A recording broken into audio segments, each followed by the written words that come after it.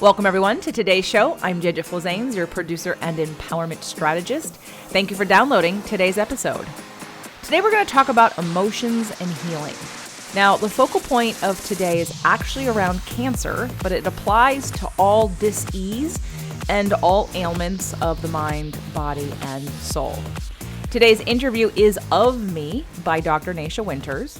Dr. Nasha's been on the show twice. She's healed her own cancer. She wrote a book called The Metabolic Approach to Cancer, which has been so popular that she's had doctors reach out to her to have her train them on how to use this integrative oncology approach. And so she has a Mastermind, which is kind of like a certification, where doctors pay her to learn from her for months and be a part of her network. So when patient referrals come into her, she can pass them on to people in their local areas that have the same knowledge and similar trainings as she does when it comes to this integrative approach to oncology. Throughout my interviews with Dr. Nasha, and there's been 4 of them, there's been a really strong bond between us when it comes to the emotional component. And if you've listened to the 2 shows with Dr. Nasha, the first one was called Healing into Dying.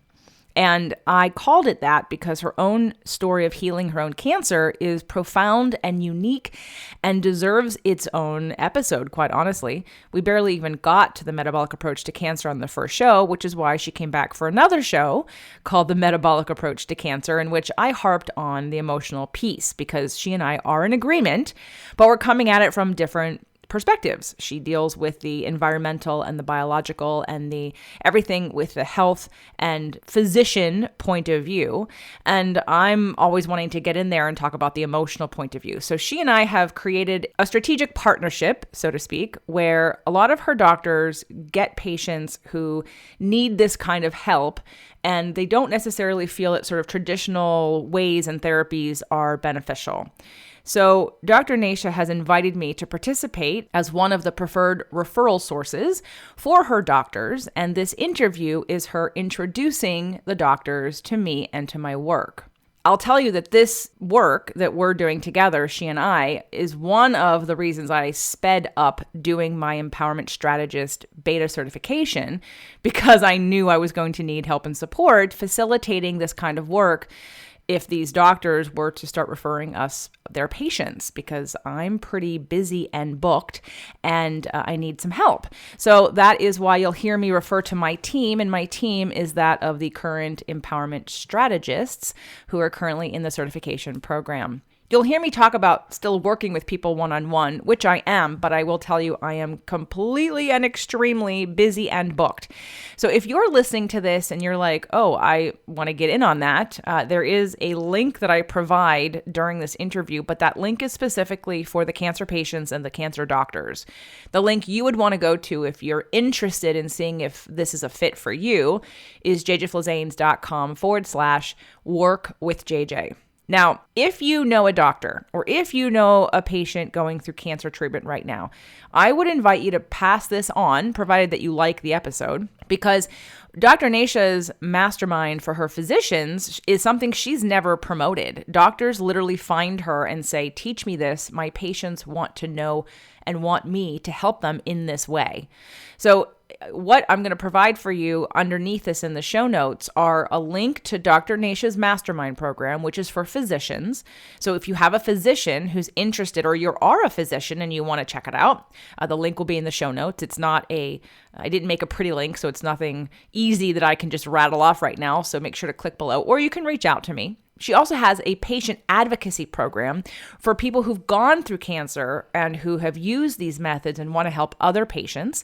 And that link will also be in the show notes as well. And then there's one more collaboration that we're working on that we'll be bringing to you early next year, but I just wanted to plant the seed for you now.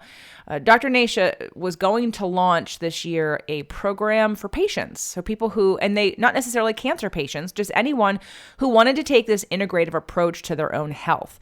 And it was a year-long program, and I believe it's going to launch again next year, and I will now be involved. So we will bring you another episode to let you know when it's going to air. But if you love her, and you've heard her on now the 3 episodes plus the 2 Instagram lives that she and I did, know that you will have an opportunity to be a part of a program that she will be the medical director of. And that's you as a patient. And it's not cancer specific. It's just women specific. It's women's health and how Western medicine may not treat women as specifically as need be because some of the protocols were based on men. So anyway, there's a lot going on here, but I hope you enjoyed today's episode. I hope you get a lot out of it. And I hope you share it with anyone that's dealing with cancer that needs some hope. I make references to some of the work like her metabolic approach to cancer, radical remission, which I did a show on. There's the book Radical Hope. And I'll be bringing you another episode with Tara Flanagan, who is part of the Radical Remission Project in the next couple of weeks. So there's a lot to get out of today. It is action-packed, and I will tell you it was specifically recorded for the doctors. So keep that in mind when you're listening to it, is that I'm talking to her doctors. But after I shared it with my empowerment strategists and after Dr. Nasha and I recorded it, the consensus was this was amazing and I should share it with everybody else. So here you go. Enjoy today's episode. Hi, everybody. We have been talking about everything in topics of how best to support our patients, especially in their healing journey with regards to their mental, their emotional health, their spiritual growth. We've even had a few really intense cases in the last few months that have really highlighted the importance of making sure that this part of the patient's terrain is being dealt with directly. And what we've also talked about are the pain spots within our own lives and our own practices and our own sort of lanes that prevent us from working with these pieces with our patients in a way that can really provide a safe space and really transformational growth. And so, as many of you know, I'm always asking about the story. I want to know where the person came from. I want to get a sense of who they are. We always ask them to create a chronology and tell us what significant events in their life they think led to this moment. And it's never really about the story. It's more about what's not being said. It's more about patterns and trends and tendencies. And so I'm trying to teach you, as you guys know, about looking deeper than just the obvious, right? And so what I'm very excited about is I've heard from each of you that this is a place where you feel at a loss. Where do you get support for this? And that you recognize that just the typical talk head therapy is likely not enough, especially for the type of patient population we draw in, that we work with. And you also recognize that there are a lot of things that are not conscious that need to be addressed. And we, don't have the hours in the day or the days in the week to handle this as their skilled healthcare provider as well. So we need tools, we need resources, and we need vetted colleagues who can help us help our patients meet themselves, perhaps for the first time.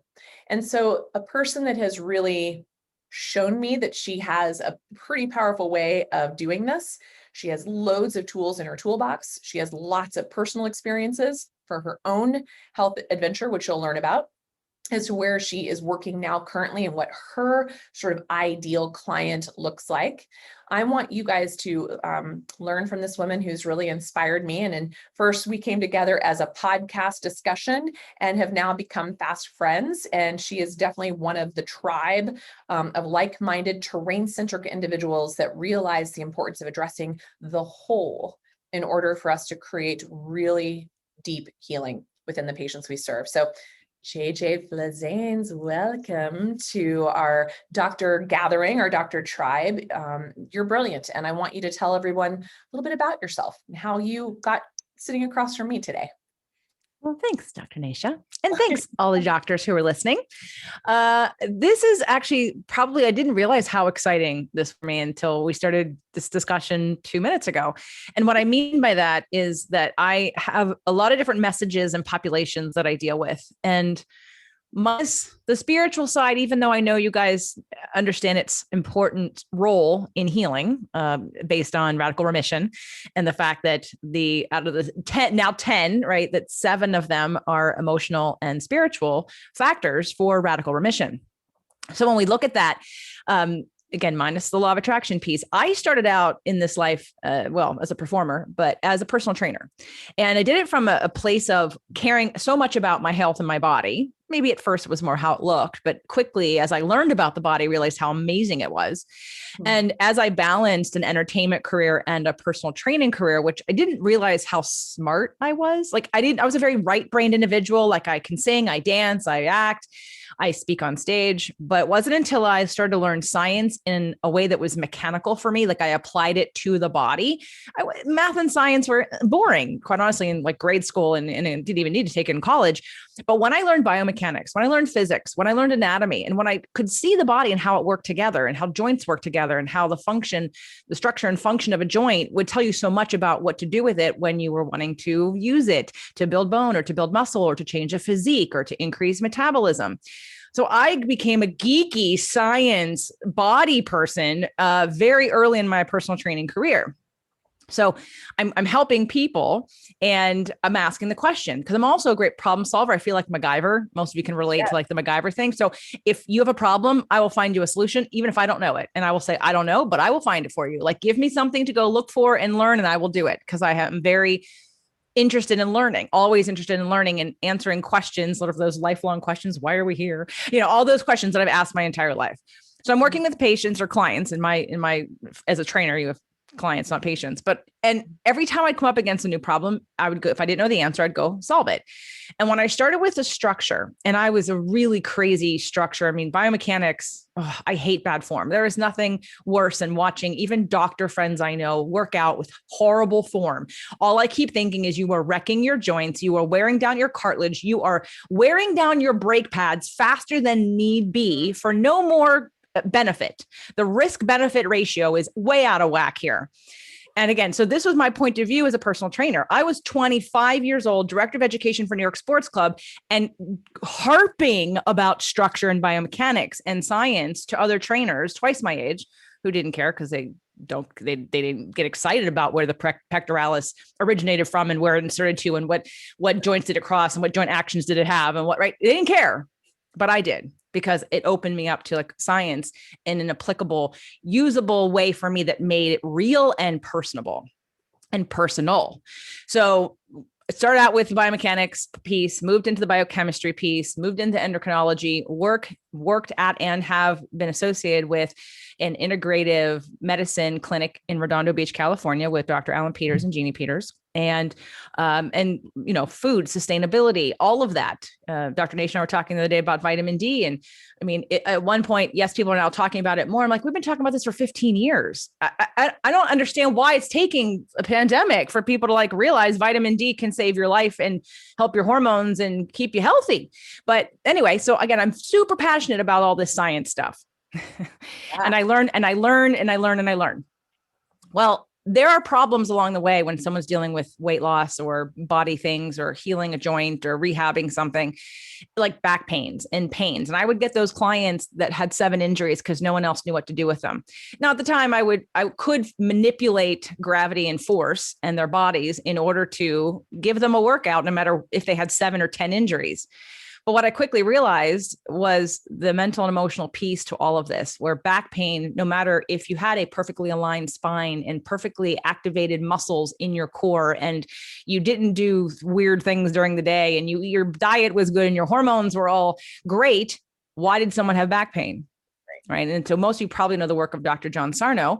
So understanding that there's repressed emotion. Now, as an actress and performer, as a Pisces, as a intuitive, emotion is like the most important thing in the world, right? Everything we do in life, we do because we want to feel better. Everything, every action, everything we do is about how we feel. Even if it's like, oh, I had to save money, right? So I feel safe or so I feel good. Like it's all about how we feel. And so I've been on this emotional conversation when I first started to learn about the emotions and how they played in the body and how they got stored in the body, for instance. Energy, emotion is energy, right? Energy and motion. It's energy. So if we think about it mechanically, when someone has an emotion, we have just like calories and energy. We have 2 options. We either use it or we store it. We express it or we store it. Okay. So what are most people doing? They're storing it.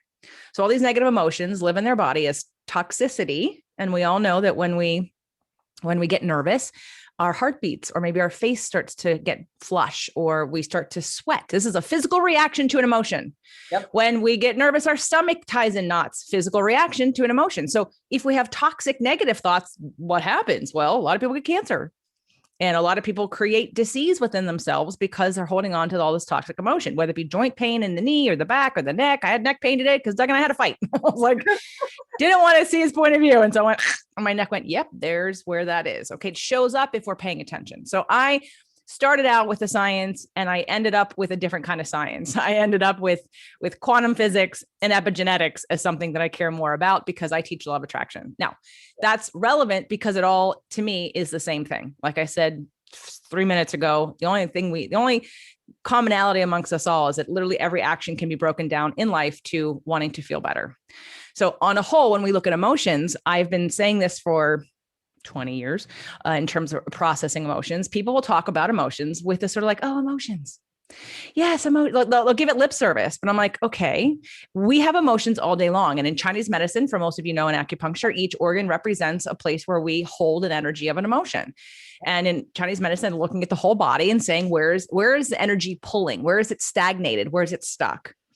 All right. One thing to get a treatment and do some herbs. Cool. How about let's deal with why the emotion is there in the first place, because we can do all this external stuff to help the energy move. But how we generate emotions is by having a belief, and B, observing or thinking about something that then we interpret to mean something, which creates our feelings. Now, most people just think feelings happen by default. Like you're a victim to feelings. Like all of a sudden you catch it, or something happens. Like I wasn't unhappy and now I'm mad. It must be your fault. Okay. And actually I teach a course called The Anatomy of Emotion, and this is not true. Okay. Because as I'm sure you're all aware, you can take 5 different people, tell them the same story, and they're going to react very differently. And they're going to react differently because of the way that they think and interpret, and how it either means something to them personally or not. There is no right or wrong. It's all in the perception and belief system of the person. But one thing is very clear. Everyone has emotions, and everyone either holds them or expresses them. And most people don't even process them. Now, what I do is different. And I had to work my way out of the trainer into, because I was doing it anyway with all my clients. I would psychologically take them apart, even if they weren't even willing, because again, some of them had back pain, or they were emotional eaters. And even though they would do the dieting, they didn't get too far, because every time they got upset, they drink too much or eat too much. Right. So again, it all boils down to that all those actions have to do with who you are in your body and your relationship to the world and to life in general.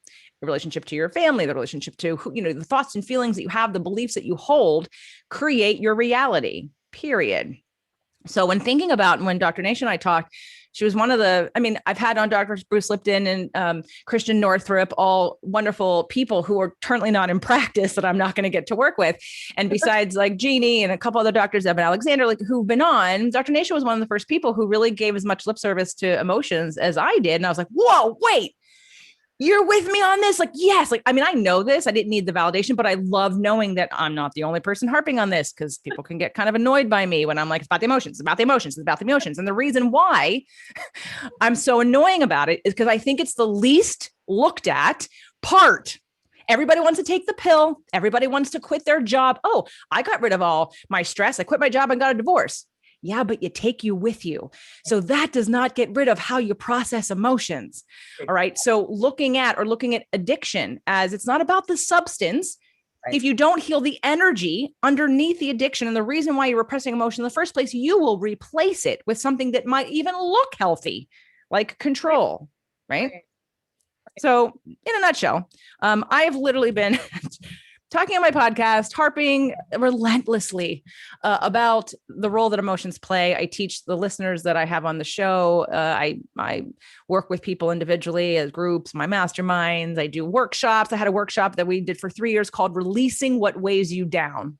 And it was a mind, body, soul approach to everything from food, exercise, hormones, sleep, all that stuff, the physical stuff and the emotional stuff, processing. How are you processing? Are you releasing? What are your belief systems? How are they showing up in your life? And how are you manifesting this? So the idea of working with cancer patients, I'll just be quite like, I have a couple books, one called Messages from the Body.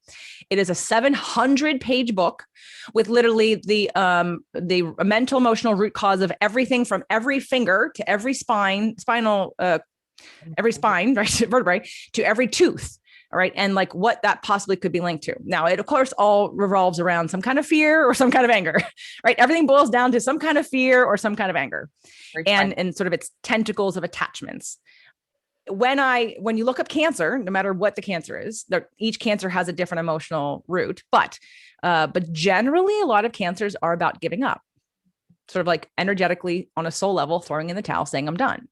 Now, I am an empowerment strategist, and I work with people who want to be empowered, who want to live, who want to be healthy, who want to transcend their current circumstance. And because they know intuitively somewhere, even if they don't know how to do it, how to get to a better place. The bottom line, doesn't matter if you have cancer or you were in a car accident or you have a different disease or you have no disease.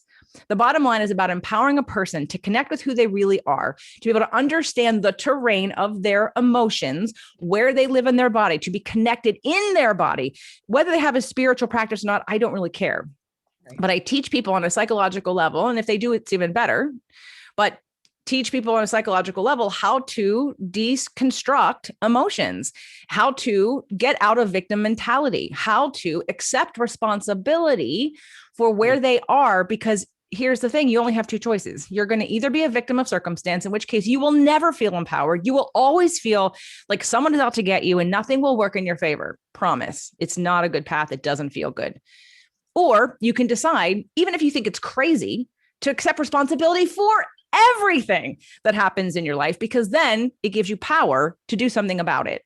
So I teach people how to reclaim their power, take responsibility, even when it's uncomfortable, for everything that they've attracted, because it's information. And I take it from all different levels. So if it's someone who is a spiritual practice, we can look at why you incarnated in this lifetime. What soul level are you? I use astrology. I find astrology to be, and I have an astrology course, to be extremely impactful. So whatever your feeling is of astrology, and I don't do houses and predictions and things like that. What I look at, and Dr. Nasha knows a little bit of how I work with astrology, I'm looking at patterns, just like you're looking at behavioral patterns or physical patterns, and you're seeing signs. The information is there. I can read someone's chart and give them a pretty good understanding of some of the things that go on in their lives that are sort of set in motion by the sign, that the blueprint, if you will, astrologically, that they came in with. Now, is it for everybody? No. And I don't have to do it, and I don't have to share it. I do it for myself. I usually get a birth date and I'll do the chart, because how you communicate with someone, right, is going to be important if they hear you. If I only ever say things in one way, then I'm going to miss a whole bunch of people. Yeah. I am a consummate teacher. When I was teaching trainers science, I remember even counting how many times and how many different ways I had to present an idea in order for the majority of the room to get it. And sometimes it was 3 or 4 different points of view on how to teach a concept so that everybody could receive that information.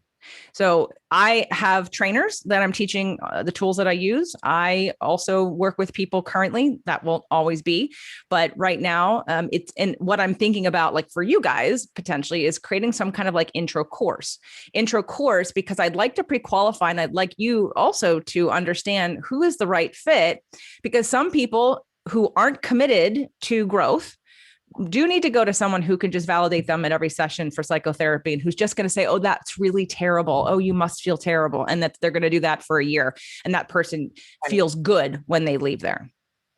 Right. Yeah. Well, and let's take a moment here, because what is so wild is by the time the doctors hear this video or see this video, there's a little floaty. I've not lost my ever loving mind, just so you know. You're feeling energy. Yeah, well, it's like, whoa, I don't know. Because one of the things I do, like in the, so we've got this program, this modules of, the module 1 is like the intro to integrative oncology, or conventional oncology, actually. It's very nuts and bolts, right? And then we have module 1, which is all, or module 2, which is all about test. Module 3, assess. Module 4, address. Module 5, integrate it all. And then, kind of 6 is like, where do we go from here?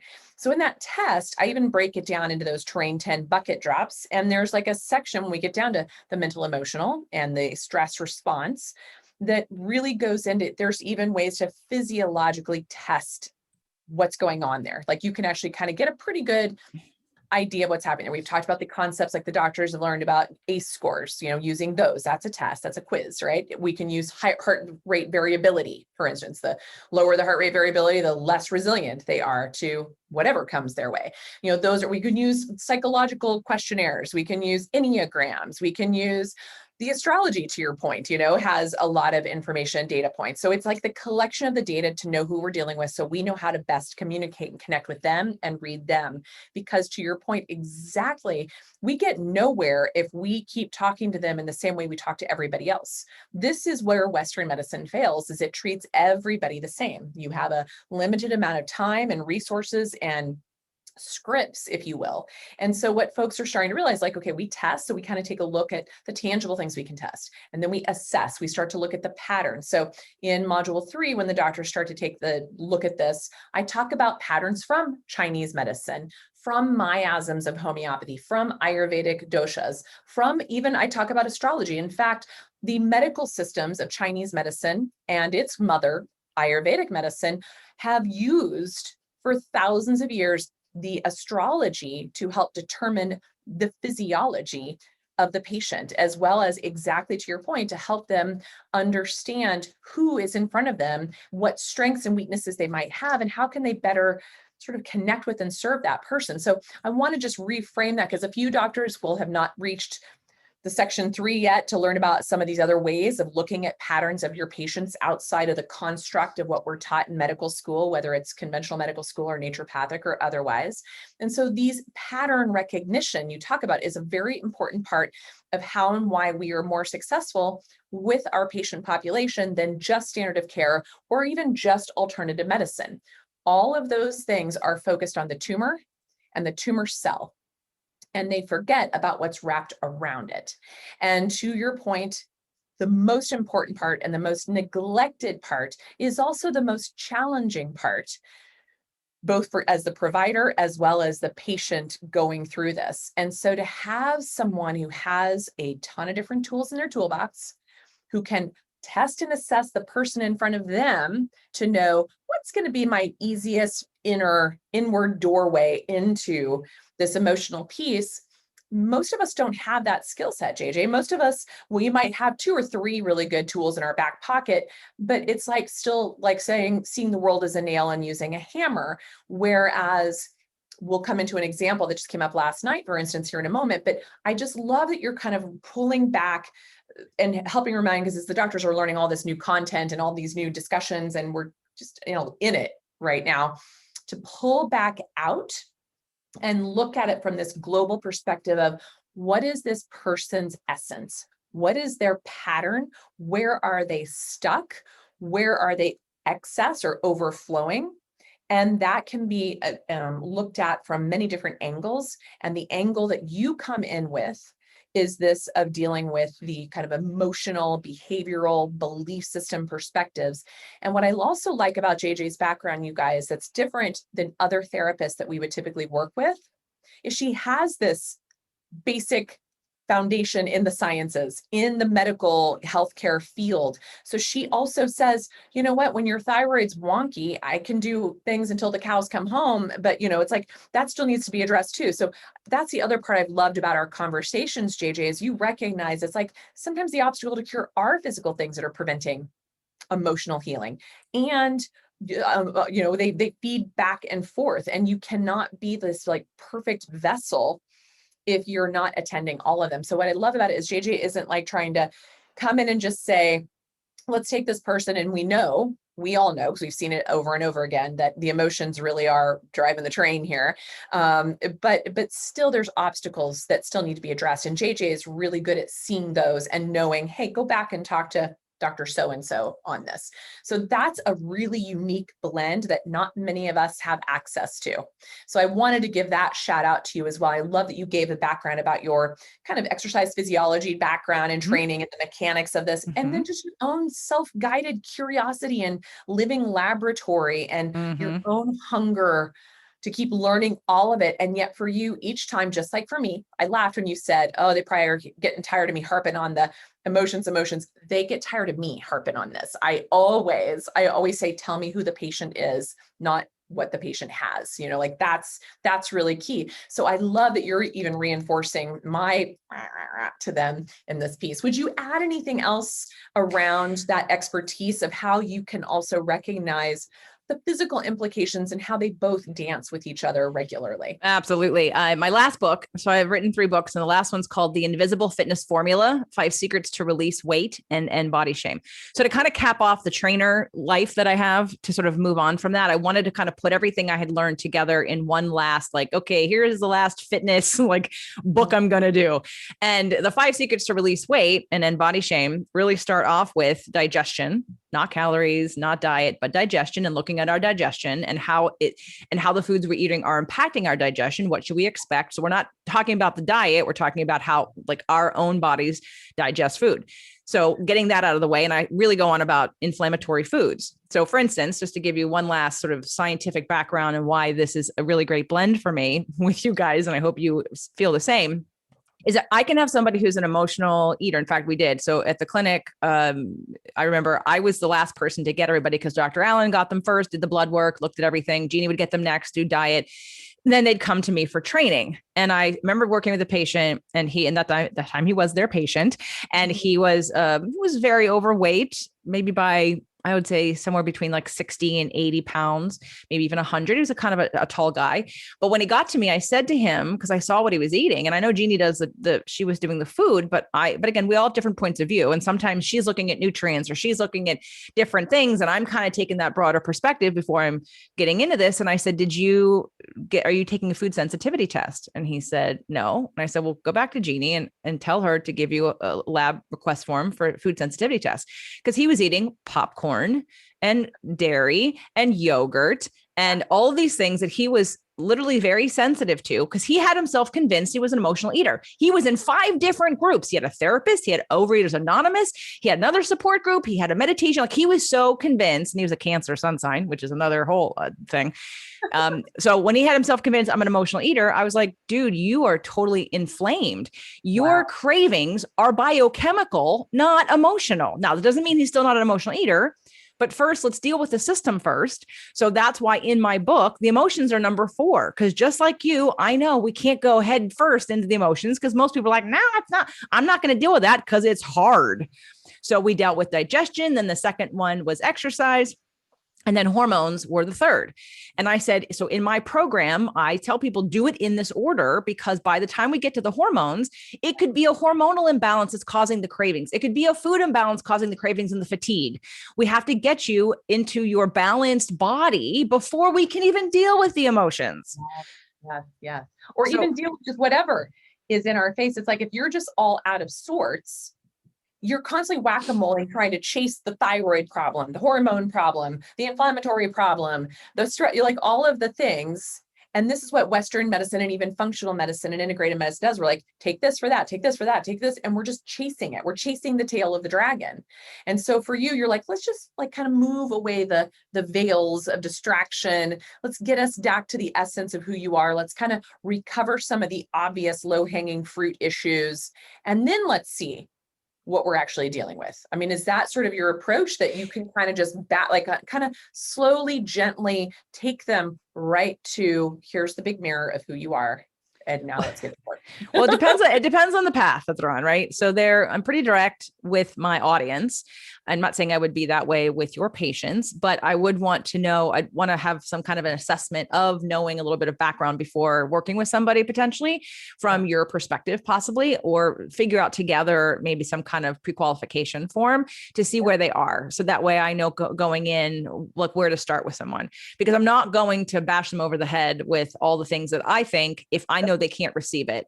And sometimes, of course, just when working with anyone, you have to show them that this stuff works, or that this path is going to work. So I have sort of like the starting approach, which is a very, very simple, again, calling it the anatomy of emotion, and talking about and teaching them about emotion, and being able to, a couple different things. One, know where in the body they feel emotion. So if they're disconnected, which I'm guessing they are, if they've got cancer, that there's a certain level of disconnection. So coming back into the body, whether it be through exercise, meditation, visualization, EFT, which I also do, like having, I'm not certified, but we all do tapping and muscle testing and anyway, just being able to come back into the body and be present. All right. But also how they're interpreting things, how they're working something out in their mind. I work with a lot of healers, not like me personally. I've interviewed them, I've worked with people, but the problem with healers is that patients and clients will come to a healer thinking you're going to do all the work for me. And what a healer can do most of the time is remove some kind of energetic block or some kind of change, some kind of vibrational situation that you're dealing with. But eventually you walk away from that. And if you can't sustain that, or the patient can't sustain that, the way to interpret things on a more expansive level, then they're going to revert back to all their belief systems. So we have to either look at, so I want to empower people first to see where they're giving their power away. That is the first thing I would do with anyone, no matter who you are, especially when I don't know you. Now, there's the longer term, and I've kind of created something that I haven't put out into the world yet called the Roadmap to Healing. And the Roadmap to Healing really is my empowerment strategist program, because it's clearly defined, just like your 10 terrain, it's clearly defined. You know exactly what you're getting in for. You will learn and get, and the depth will be created through all of it. And I take some of the tools that people work with for a long time, let's say looking at core wounds. I go right there pretty quickly in the first, let's say 2 to 5 sessions. And that exercise alone can be enough for someone to go, oh my God, my entire life has been about rebelling against my dad, which is why I made all these choices. And all of a sudden they get their power back. Yeah. So again, each person's going to be different, but these are some of the things that I work with because I find them to be quick in the clarification. And then we work with compassion and looking at beliefs and like how that, and how to process their emotion, how to think about it, how to experience it, how to release it, how to let it be and not judge it. Because again, the whole repressing, we don't want to overthink and overanalyze. We want to have it be a bodily thing where they're actually experiencing this energy. They're releasing this energy. And then once they release energy, we can talk about why did that happen and what was that about and where does that go back to? And then with simple tools, people move further and further away where things that triggered them, felt bad before, no longer have any power over them. So when the perspective changes, so does their relationship to it. Huge. And I think that's just it is. Let me give an example. You could be very helpful for us right now because we are, as a team, a collection of dozens of doctors. One of our doctors is working with a patient who recently diagnosed with breast cancer, who brought her, and knowing that she was going to do a consultation, with our group, she gave our doctor literally an 80-page, single-spaced story of her life. And so as I started to review this person's history, 16 pages, I was only up to age 9. And I finally skipped ahead to the last 16 pages, which was like the last 2 years of her life. And what I recognized and what we talked about last night in our discussion was this person is so attached to their story that they're literally torturing all of us with it. They're so connected to it, so identify with it, so woven in and still living and experiencing it. I'm not sure if they will ever be ready to let it go or to even consider letting go some of it. And that's this moment as even the energy we all started recognizing that the doctor sharing this case was like, she started to almost justify that she's had a really intense couple of weeks, really overworking, really burned out. She lost a friend to a breast cancer diagnosis. Like there was all these things that she was almost like trying to justify why she felt so drained and toxic in the midst of this patient. And when I tried to help reframe for her and brought the group in, because everyone, I think she thought we were going to talk about the woman's case, like let's look at her labs and a little bit. I'm like, no, there is like a wall here that no amount of getting into the physiology, to the biochemistry, to the anatomy, to the tissue assays, to the epigenetics, there is no way for her to receive any of that information.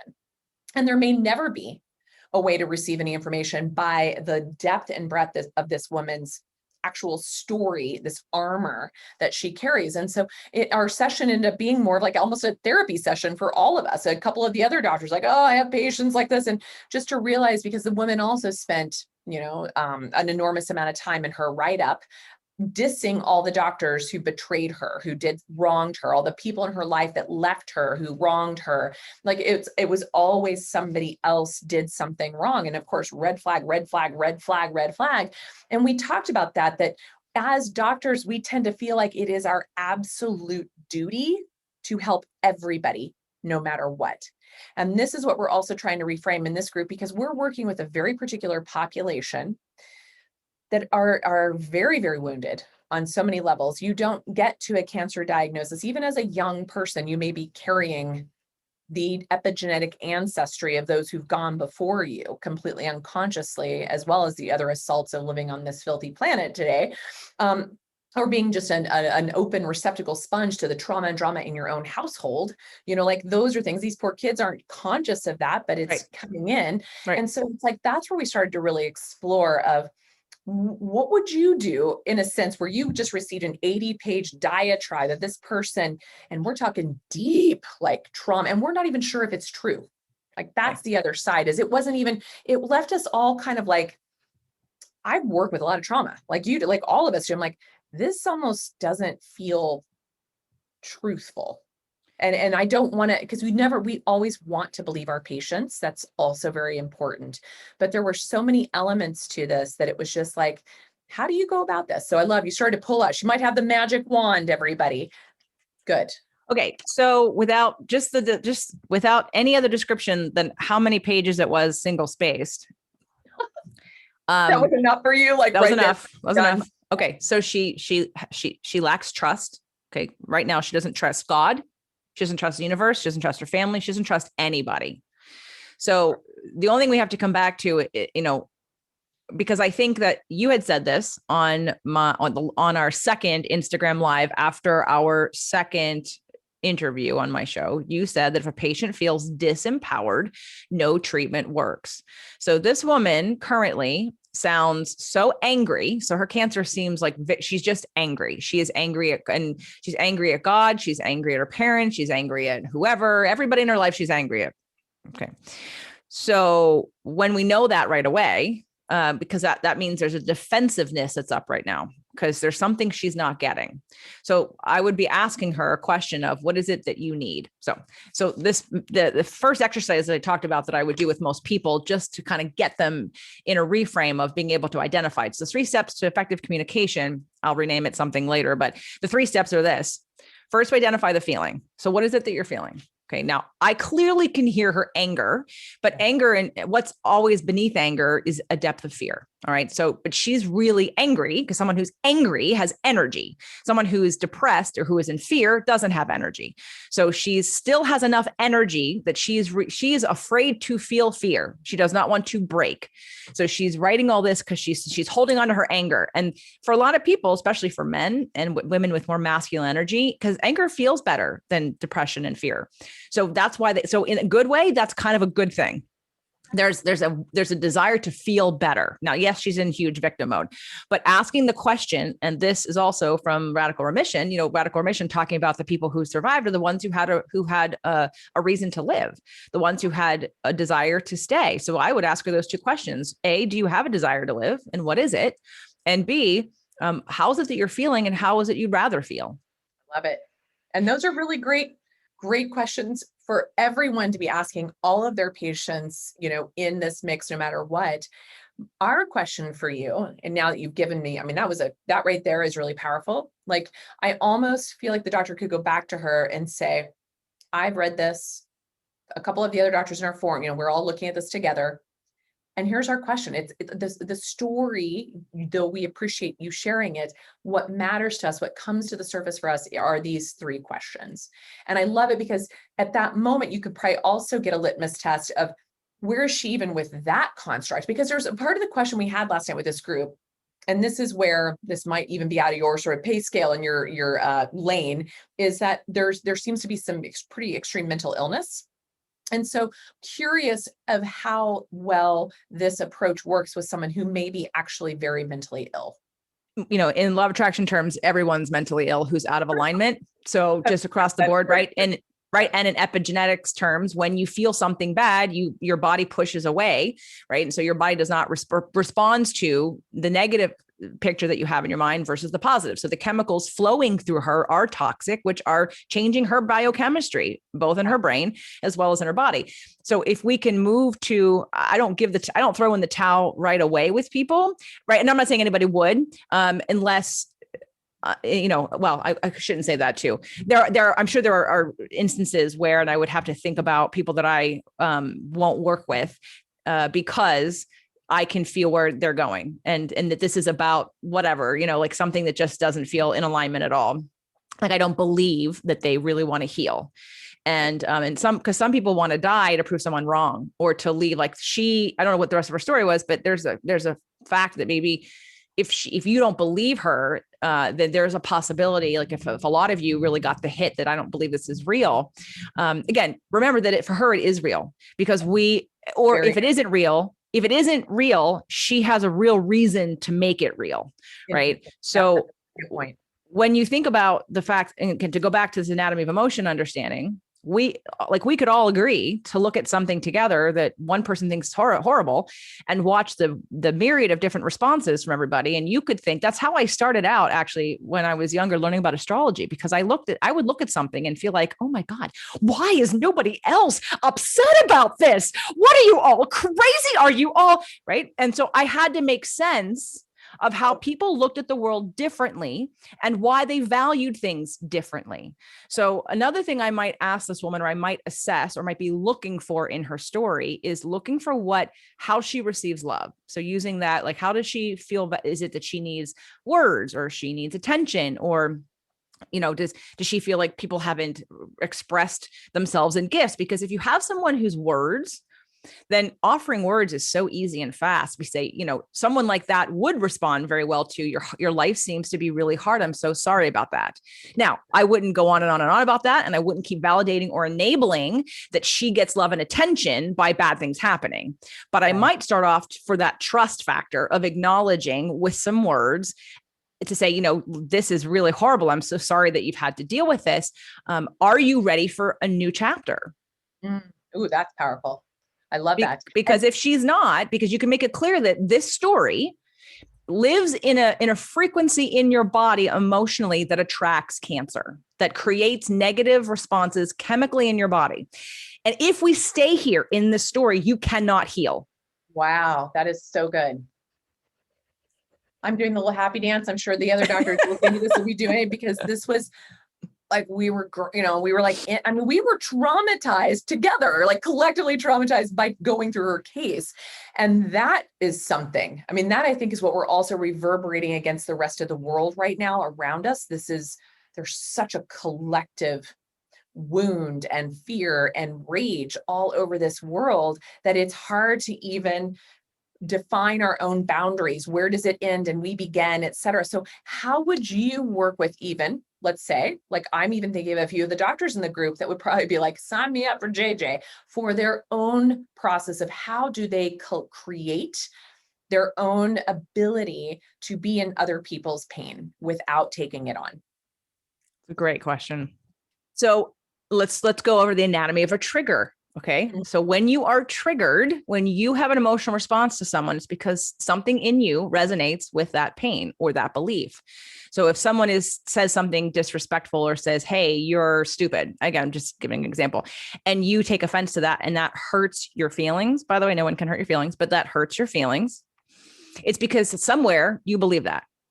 And again, separating what you guys probably did was do like a really good head dance, like, right? Like the analytical head dance, right? Right. Sure. And so what I'm wanting to do is to not disconnect, because I really hate all the people like, everyone's too much in their heads. Yes. And our heads are attached to our bodies for a reason. So I'd like to connect the two, but your body, because your body is where all your subconscious tells you and talks to you all day long. And your intuition you have to be in a state of alignment to even hear your intuition, because otherwise it's just you being out of alignment and having a momentum of fear and negativity going on. And what she's probably also, this patient has also gotten a lot of attention by her story. That's how she knows to get love and attention. And if you set it up from the beginning, but this is a story that keeps you sick. And while I want to help you and I'm going to be 100% your cheerleader, you have to know that there's a little codependency on, and I wouldn't say that like right away, but I would eventually want to teach her that the codependency of this story is that you have learned in your life, probably from parents, that in order for you to get love and attention, you have to be in pain. And so sometimes I would want to educate someone on that. And ask those sort of really important questions about, are you ready for a shift? And honestly, if someone can be honest, sometimes they're not. Exactly. And you'll find that out when you work with them. There has to be an agreement. And I know you said this, I've heard you say this. I won't take patients if they're not ready to heal. Right. And that's just it, that's what we were kind of coming at last night together, sort of like creating a contract of sorts, or asking, where are we in this? Are you ready to heal? Are you ready to let that go? And we had a lot of very astute clinicians coming in on this, saying, this is someone who's very attached to her story and who is not ready to let it go and who can't heal beyond that. And to your point, we were all definitely, mentally masturbating around the discussion of this, but also all of us are feeling it in our bodies and in our cores and in our own sort of experiences of, this isn't going to be the first nor the last time we experience this. So how do we start to work that through ourselves? Yeah. Okay, it's like, great. Now I'm listening and I'm paying attention. Now what? Like, where do I move that energy as a clinician? So I'm finding I didn't even expect to really go here with you today. I'm like excited to be like, hey, here's a great tool for your patients. But I'm also realizing right now in this conversation, you're probably a great tool for us. Not probably, you are a great tool for us. And so as we're having this talk, I'm like, this is another interesting spin on this, because I am seeing, first of all, it's such a burnout rate in medicine in general. And I believe in oncology in particular, because there is so much that we think we have to fix and that we have to carry. And yet, where did that idea even come from? We have to heal your inner rescuers that you're still doing. The out of balance for the doctors and the trainers, right? Is the inner rescuer, which you take it personally if you don't succeed and you forget. This is in my marriage. So trust me, I have learned this. Okay. This is my marriage. And not that I'm still working on it. Right. But I have moved so far from where I was taking responsibility. And as a physician, I can only imagine, heck, I still do it now. I'm like, I have all this data that people like, because I look at, you don't have to suffer. I can help you, but people choose to suffer. And that's how it is. And that is not your responsibility, but we can clean up where you give your power away of thinking it's your responsibility. And that is the same work as it would be for the patients. It's just that you'd be more on board with doing it quicker, and we could get there quicker because it's some of the stuff. That's the only way you can heal your own emotional issues, is to recognize when you give your power away, when there's something inside of you that you believe, a trauma from your past, that still has power over you. And it shows up in how you either attract patients, how you work with them, how you personalize what happens, versus recognizing it from more an observer standpoint of, oh, that's interesting, and being able to get to the observer. So that way, if someone I've had to make peace with people who don't like me on my show because I'm direct. And what I know is that, went from not liking me and being mean to me on my YouTube channel, which, maybe a couple times it might've I'll share with you guys, because this is important for you to know. So the one time that the most recent, which was like 3 years ago, like negative review that got me, I think I'm over it all now, was JJ's not a therapist. Yeah.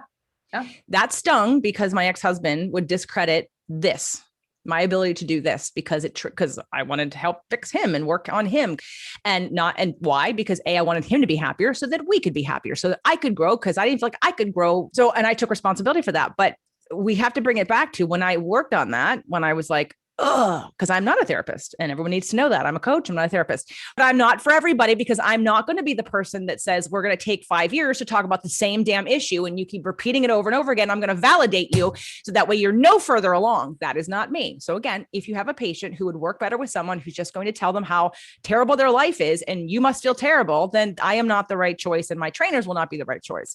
But when someone can get triggered by me, I know that I'm just a catalyst, and I know that I've touched something in you that you believe or you fear, and what you do with that is next on you. I know it's not personal. I'm not attacking anybody. I'm literally just calling it like it is. And if it bothers you, that's something to look at as an observer and say, if I want to change this, I have to go nowhere but inside of me. Very good. That's good. I think this is a good place, because exactly that. I've had there's been so many times in my career, and I know this is true for my other doctors in the group, that everybody I know in practice I've ever talked to, it's like, we do tend to bring in a type, right? And watching that type change over my career shows where I've grown, where I've healed. And so to that effect, when we still have those moments, it's like, oh, Oh, there it is. That's just, thanks for picking that little scab off. It still needs to ooze a little bit. What's unfinished here? So these are really good tidbits here. Cause like I said, I didn't even expect that this could be a valuable tool for the doctors themselves. I was more looking at this to say, like, how do we help so many of our, I mean, we, again, in the very beginnings of this course, we talk about cancer is the ultimate disconnect. That's what it is. And so it's disconnect of self, disconnect from God, disconnect from other, disconnect from cell to cell communication, I mean, it's all the things.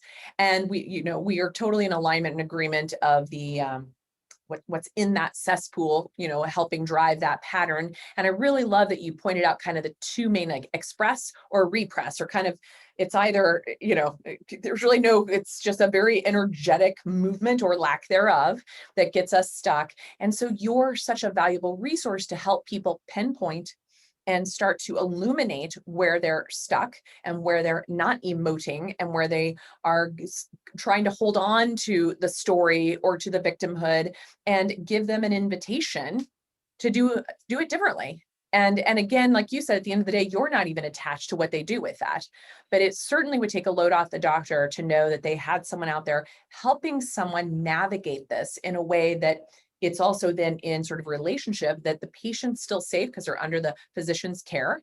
So as stuff does get stirred up, you've got that resource, but then we have you to help us hit the non-tangible that is so critical.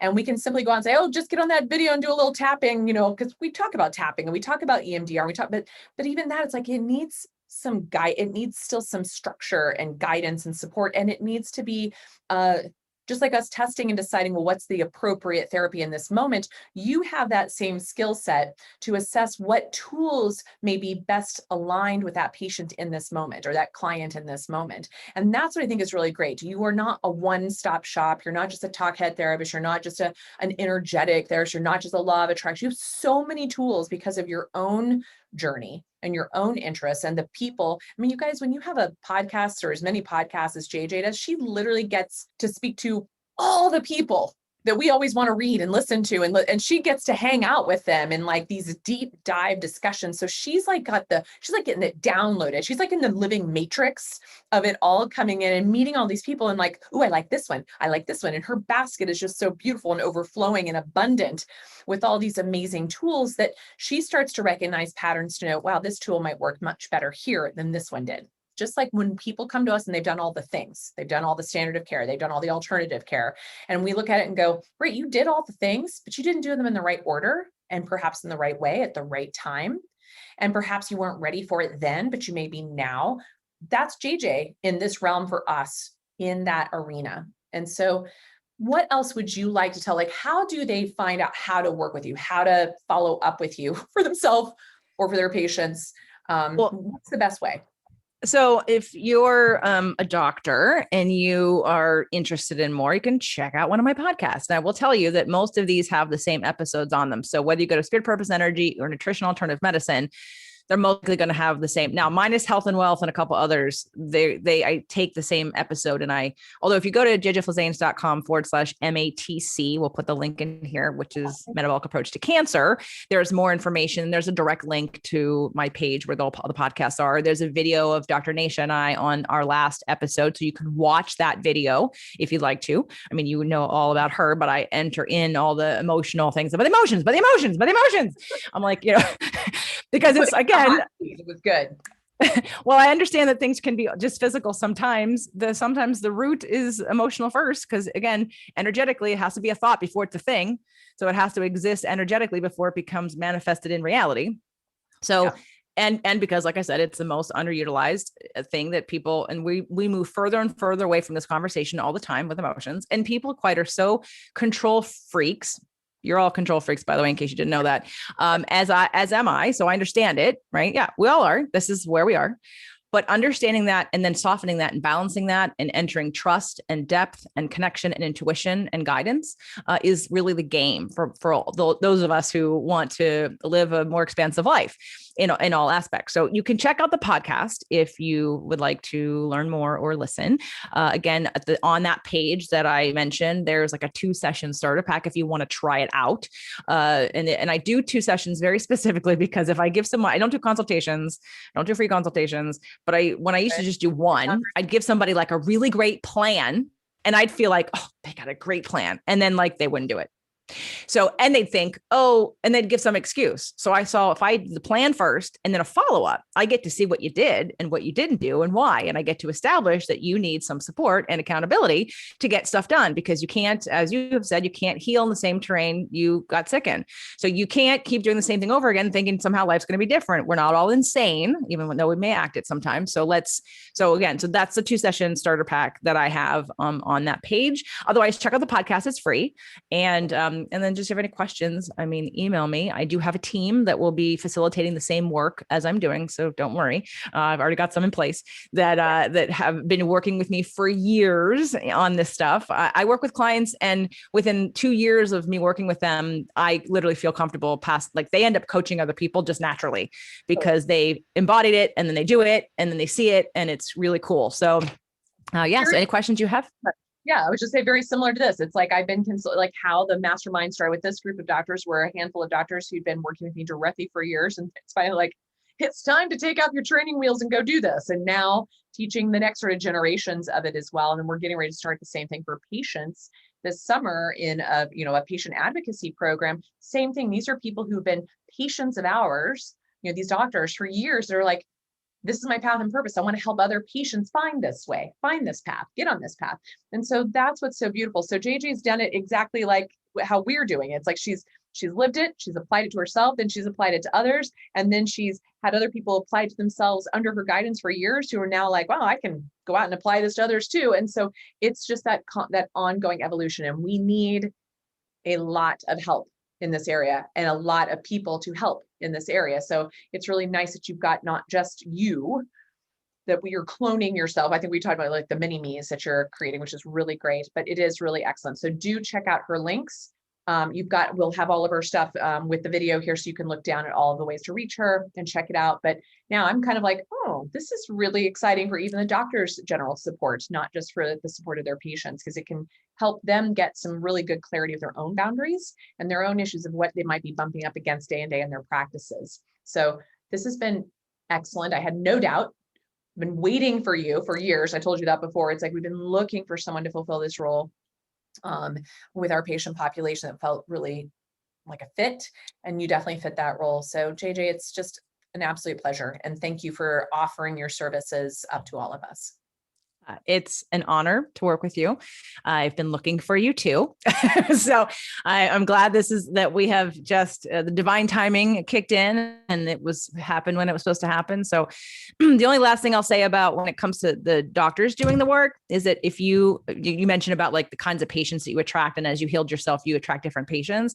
That is important too. You get to decide who you work with. And that is really important as a boundary for your heart and your soul, that you're feeling effective in life. You're feeling like you're contributing and really attracting the right people, because there are a ton of other doctors who aren't doing what you're doing. Let them handle the ones that you don't want to work with. I think the pre-qualification for everybody to up level would help everybody, because not only would it help your heart, it would also help elevate what the expectation is, to let people know and to signal out that there's another level, there's a new way. And this is the way we do it. And if you want to do it a different way, that's fine. But here's where I am, because you never come down and help anybody. You never come to their level. You have to create room and space for them to elevate up to where you are, not the other way around. And I love that you said like collectively, like even us as a group learning this together and supporting each other, let's all live together, because then it's like we've created a new bar for our own health and sanity, and also our own, outcomes. Like we do better when we do better when we do better. Like there's that piece. I think that's really a good note to leave this on. And so thank you as always. It's going to be fun. Thanks, JJ.